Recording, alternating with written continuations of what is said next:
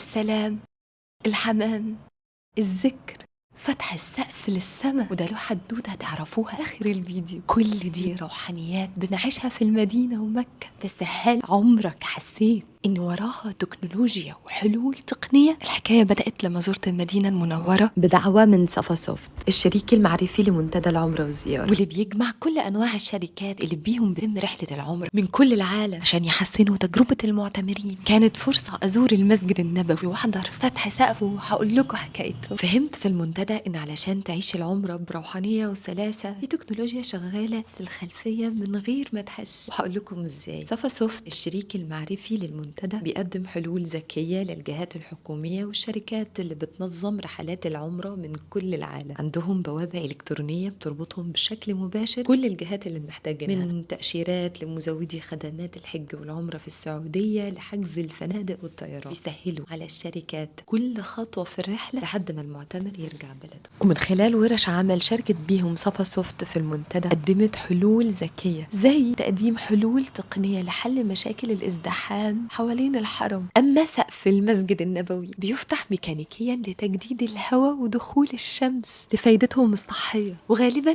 الفتح بعد صلاة الفجر والظهر والمغرب.